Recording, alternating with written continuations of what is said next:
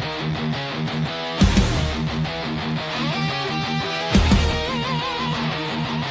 the Blue Collar Breakdown!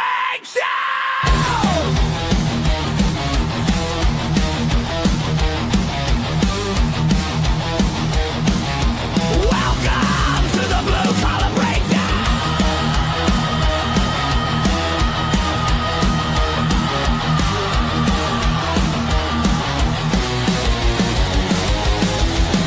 Starting right now!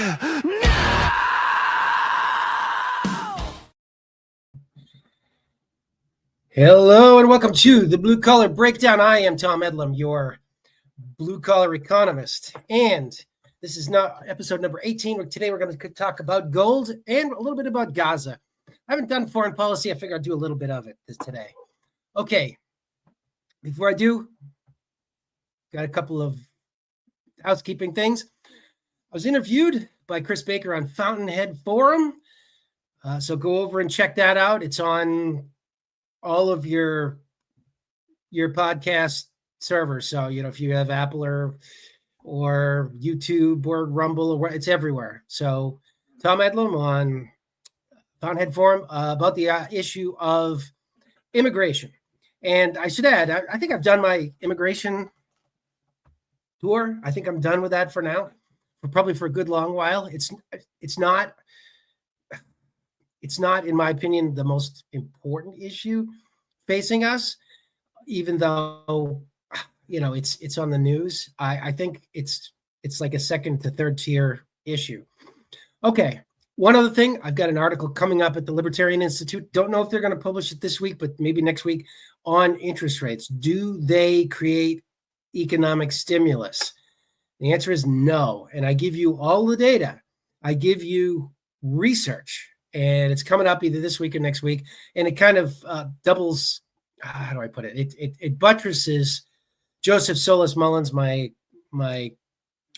colleague over at the Libertarian Institute, who was a PhD student at, I think it's the University of Michigan for economics.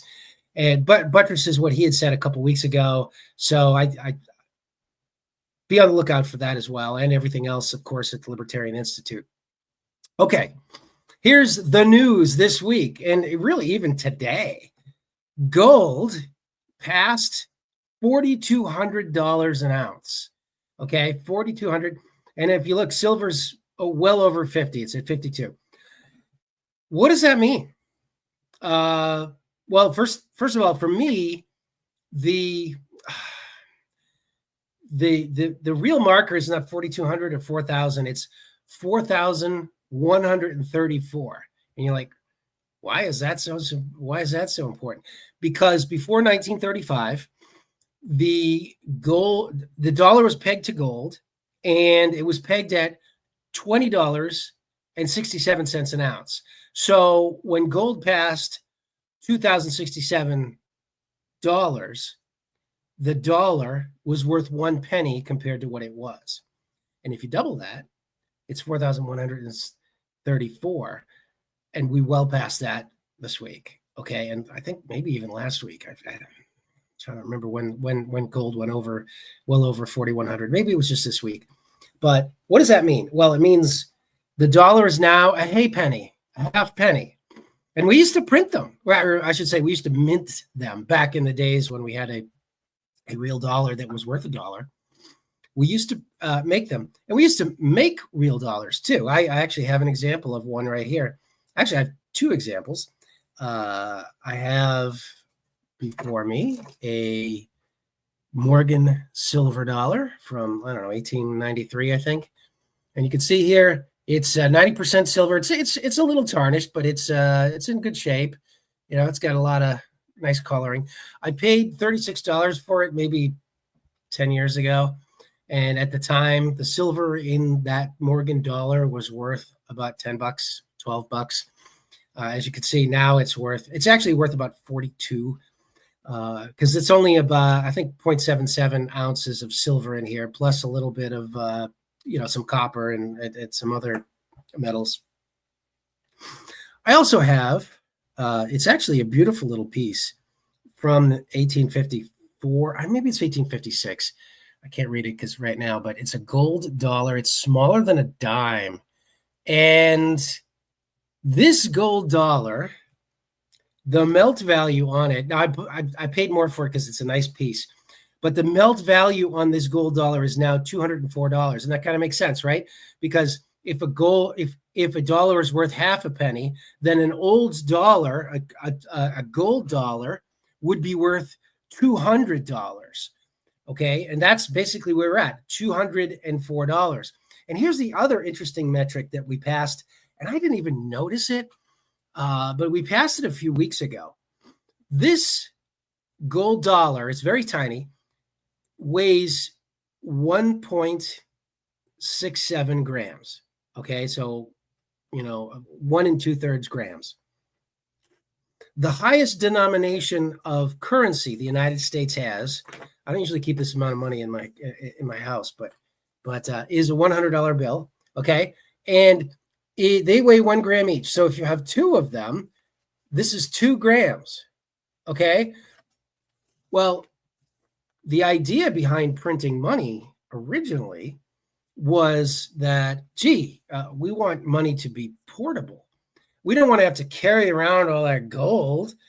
And what we really want is something that's easy to carry around, a lot of value if we want to. And what we find now is the gold weighs less than the paper. The paper weighs more if you want the same value. Of course, and I could throw a few ones in there as well. It weighs a lot more. Now, where are we headed? I don't think we're immediately headed to Zimbabwe, where they have here's a $10 trillion bill. I used to give these out to my economics students back when they had a $100 trillion bill, and it was easy. I think I bought them for like $6. I used to buy it for $6, and it was the reward for winning my stock market virtual simulation game. And I gave them a $100 trillion bill. Of course, as time went on, they became collector's items because it's the highest denomination of currency ever printed by any sovereign government. So they went up to like $67. So I started buying $50 trillion bills, and then I got this lot of $10 trillion bills that I started giving out when I was a teacher, and then I left teaching, so I only gave a couple of those out. But I bet even these are collector's items of a sort. The point is, gold is going up for sure, and it's not just that the dollar is going down, though that's true too. Okay, why is this happening? Well, I'll give you my best explanation. It doesn't mean I'm 100% right, but I think I'm mostly right. There are a lot of forces pushing the dollar up and down, and the dollar has had a really tough year compared to even the other currencies in the world, like the euro and the pound and the yen and all of the rest of them. It's really lost a lot of value, and the gold thing is kind of related, but it's also not related, because I think what's happening with the gold is a lot of sovereign foreign banks are buying gold and maybe not dumping dollars, but they're buying a lot of gold. Certainly China is doing both. China has been offloading dollars and buying gold for 3 years, since 2023. Every year 2023, they're a huge buyer of gold, and less so last year, much more so again this year. And China's not alone. Most of the BRICS companies, if you go Brazil, I don't know if Brazil's buying any, and Russia isn't, because they have to finance their war. And they're also a large source of gold, so they can mine it and sell it. But India is buying gold, and of course China and South Africa, likewise, it's the largest source of gold. I don't know which one is the largest, if it's South Africa or Russia. I know they're both the largest providers of gold worldwide, or at least they traditionally were. And so they're not necessarily, but there's tons of governments buying gold. Even European allies like Poland and the Czech Republic are buying gold. Their central banks are buying gold. So this is driving the price up. That's what it is. In my opinion, gold went into a bubble when it passed about 2,500. It was going to go up. I mean, I don't know if you remember back in before 2020, before the COVID era, in the old days, back when I was a kid, we didn't have to wear a mask, and then we had to wear a mask, and then we couldn't wear a mask, and then we had to wear it again under COVID. But before COVID, gold was sitting pretty about $1,500 an ounce, $1,600, something like that, maybe a little more. And they printed a whole bunch of money. And let me actually, while I've got this here, I'll show you the M2 chart. They printed a whole bunch of money. You can see here, the Federal Reserve created a whole bunch of dollars. Why? To cover all the stuff that the federal government was spending.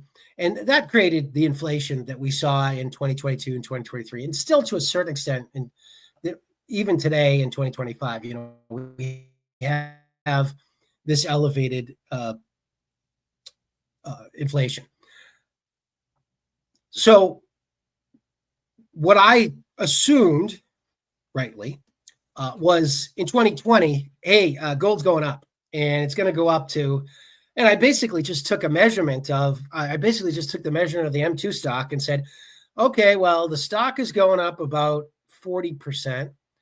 So probably gold is going to go up about 40%, right? I mean, if the money's going up 40%, then gold has to go up roughly by that amount.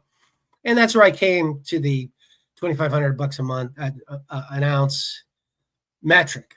And you can see, one of the interesting things, and this is important for inflation going forward, if you look at the graph, I don't know if you can see my arrow, but I doubt you can, but you can see the Federal Reserve continued to create more money right up until about 2022.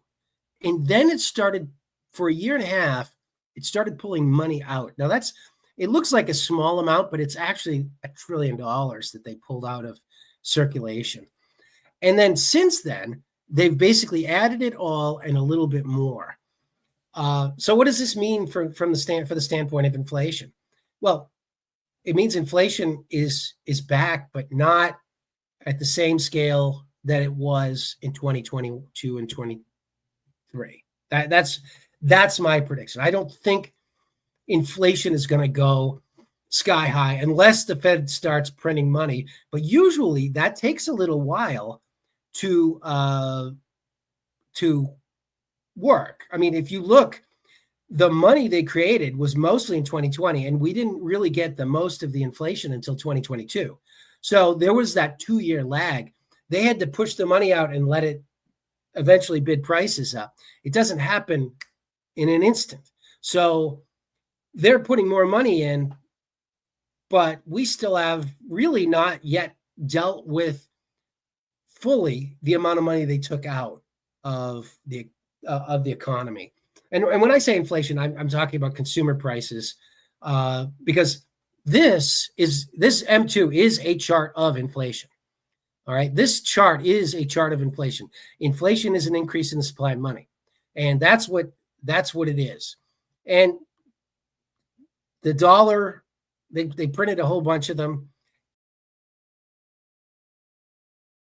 We go back here.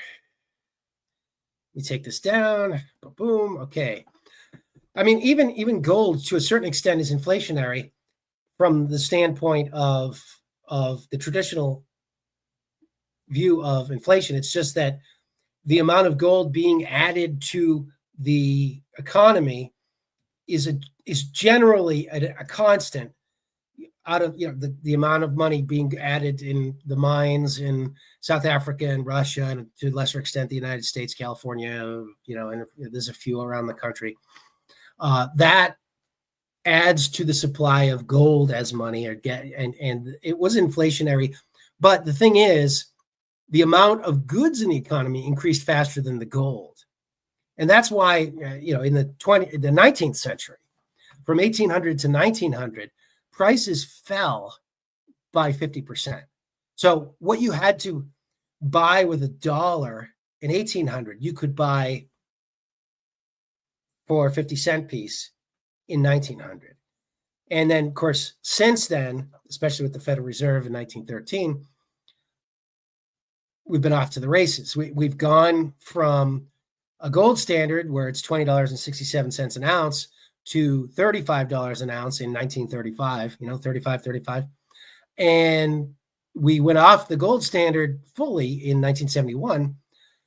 And then it was really off to the races. The Fed says they want 2% inflation long term, but they really undercount inflation by using the personal consumption expenditure metric rather than the consumer price index. I mean, I know a lot of Austrian economists will say, oh, the consumer price index undercounts, whatever. I'm not sure it does, but definitely the personal consumption expenditures is about 0.1% to 0.5%, 0.5% every year. And over a decade, that's about 10 to 15%. I think it's since 1971. I'm working on another piece kind of related to this for the Libertarian Institute. Since 1971, if you measure the consumer price index versus the personal consumption expenditures index, and you track a dollar, the PCE undercounts the CPI by about 30%. I think it's 29% over that time period. So it's substantial. It's a substantial difference. Okay, enough geekery. Well, I mean, let's face it, the whole podcast is geekery, but it's because the price of gold is going up because foreign banks are buying it. And I think it's probably going to continue. Everybody seems to think it's going to continue. Jamie Dimon was the head of Morgan, I don't know what's called these days, but it's, the Morgan banking interest. He said, oh, I don't, this is the first time where having gold in your portfolio isn't absolutely stupid. It's only semi-stupid, and gold could go up to $5,000 an ounce. It could go up to $10,000 an ounce. And, he's not a gold bug. If Peter Schiff says that, I'm going to assume that, okay, what else would you expect? I mean, he's a big gold bug. But Jamie Dimon saying it, that's something else. Also, Goldman Sachs, I noticed last week, maybe it was the week before, they predicted that gold would go over $4,900 an ounce. And it's this was before, I think it was before it hit 4,000, and it's up 200 already. So I think this is going to continue. And it's because these foreign central banks are buying the gold. Now, that much being said, that doesn't mean the dollar is doing better. Why are the foreign central banks buying the gold? It's because they want to get away from the dollar standard. They want to get more. They saw what the Biden administration did to Russia, and the Trump administration is still doing to Russia, by taking Russia out of the international financial system and the LIBOR system and the other systems. And they said, well, we don't want one government just running things and taking away our ability to trade. So we're going to just start using gold. And that's what's happened. And the interesting thing is Bitcoin really hasn't done much. I'm not saying Bitcoin is going to go down. I think it still has some more up before I'm not a Bitcoiner. I think there's still some more upside before it does actually go down in value. Right now, it is purely a speculative asset. Nobody's using it as a currency, or hardly anyone's using it as a currency to buy toys on Amazon for Christmas or anything like that.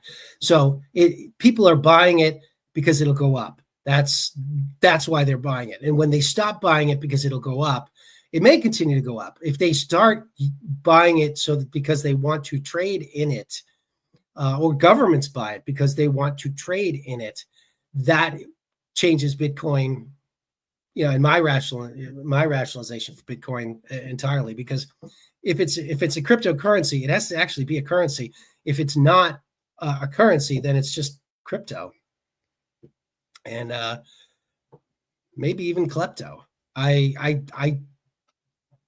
I know there's some people listening to this would probably be mad at that, but I mean, it's either going to be a currency or it's going to be a dud, and it's going to go down. It's got to be one of the two. It can't be somewhere in the middle. It can't continue as a speculative asset. Okay. So where are we headed? I think we are headed back to inflation at 2 to 3, maybe 4%.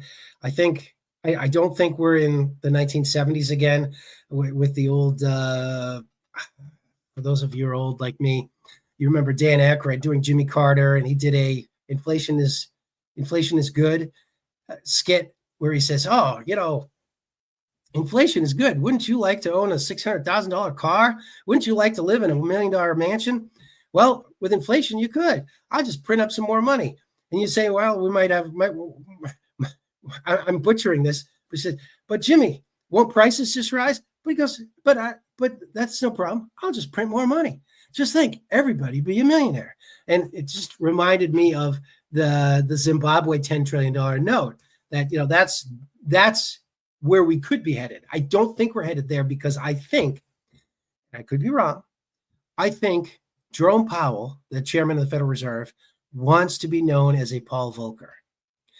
If you remember your U.S. history from the 70s and 80s, Paul Volcker was the chairman of the Fed who raised interest rates to 21%. I think it was 21%. It got crazy high. I don't know if it was 21%. I know that some of the housing loans in the early 80s were out of this world. And even in the 90s, they really hadn't come down. I mean, my first house in 91, I had great credit and I paid just a shade under 9% for my first house when I was living in Wisconsin. So, but Paul Volcker is credited by many for ending the inflation of the 70s by raising interest rates. I don't think that's the way it worked, but this is what Jerome Powell wants to be. The problem he has is he doesn't have the support on the board that Volcker had. Volcker was able to just push his will, and the Fed board right now is divided. They want lower interest rates, more than half of them, and that'll benefit me in the short term. I've got a new housing mortgage, so I can refinance at a lower rate and pay a lower payment and all that. But in the long run, it's not going to help the economy, and you'll see that in my Libertarian Institute piece coming up either this week or next week. But Powell wants to be the next Paul Volcker, I think. And that's why he's been hesitant to lower interest rates, because it's kind of a freebie. It makes him look like he's doing something. Or maybe he just wants to hold off till the crisis comes and then look like he's saving the day. That's possible too, because Trump is ruining the American economy to a certain extent with his tariffs, his on-again, off-again tariffs. It creates all kinds of business uncertainty. It raises production costs for American manufacturers who are buying raw materials at elevated prices. It's hurting the American economy. How much is hard to say. I don't think it's enough to send us from otherwise brisk growth of a real 3D GDP of 3% to a recession, but it's probably taking 1% or 2% off of wherever we otherwise were. It's probably taking a few percent off. So that's where I think Powell may be holding his fire to pretend that he's going to come to the rescue when the dire news of the economy is in recession, or even if it's not in official recession because imports are so low that it's pushing up GDP numbers. The economy is in bad shape with lower or higher unemployment. I think that's where he's going to come. Okay. Before I go, I want to say a few words about the Gaza deal. I'm going to have my Libertarian Institute colleagues to come on as guests. So I don't want to get too detailed because they know more than me. I used to cover foreign policy a lot more than I did, but let me did a lot more in the past than I do now, because what am I going to do? Am I going to beat Scott Horton on foreign policy or Kyle Anselone? No, I'm going to have them on and let them do their thing. So that's where I'm at with that. But I don't think the deal will hold, because the long and the short of it is, it doesn't create an independent Palestinian state, and it doesn't give Palestinians a vote in an Israeli state. So there's no one-state solution, and there's no two-state solution. So in reality, there's no solution. It's back to apartheid, right? The Palestinians are disenfranchised if they live in Gaza or if they live in the West Bank, and it's back to where it was. And that's what caused the original prison riot that was the October 7th attacks. So I don't think this is going to hold. I know Donald Trump really wants this. Hey, I want this to be my legacy. I want to be a peace guy.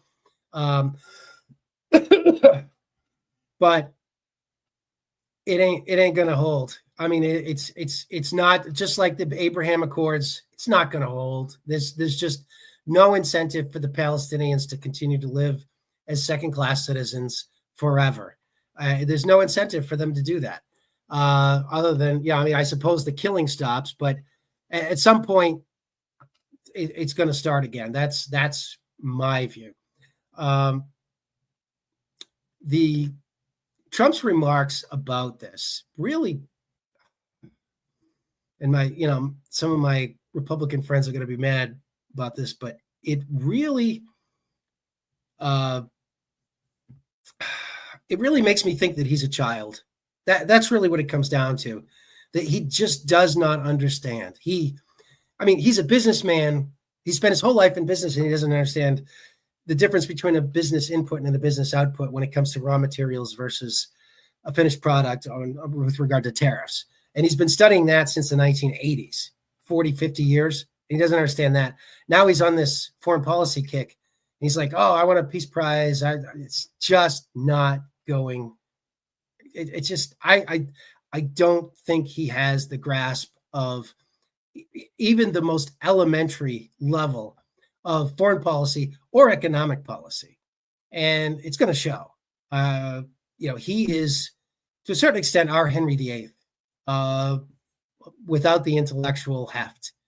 He's just this overweight man who thinks he's the greatest, who has a bunch of wives, cheats on them all, and in the end, the legacy is not going to be good. And all the people talking about how he knows, it's all 4D chess, all this stuff, it's going to sound dumb if you go back to it. It's going to sound dumb. I'd rather be smart. I'd rather people go back to my podcast and back to what I've said and say, gee, that Eddlem guy, he was right. But I don't think Trump is. I don't think he's very bright. He's like what's the Star Trek thing with a really dumb? They had a planet of dumb people who are very crafty at getting people to do what you want them to do. I can't remember, but there was a Star Trek: The Next Generation. I can't remember. Will Grigg, my friend, used to love that, but Trump is he's the boy president. That's really what it comes down to. And this, I don't see this peace accord lasting. I'm glad it stopped. The killing stopped mostly. Don't think it's going to stay that way. All right, that's about it. I plan to have a guest next week, so definitely tune in, and we'll see you next week. As always, you can support me by buying my book on Amazon. You can support me by buying me a coffee. You can support me by liking, subscribing, and all the rest of that. So do that. Thank you, and see you next week.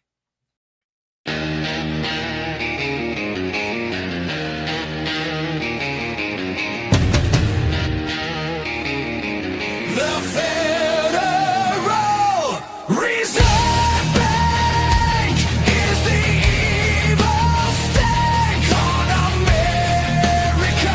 Stank on America.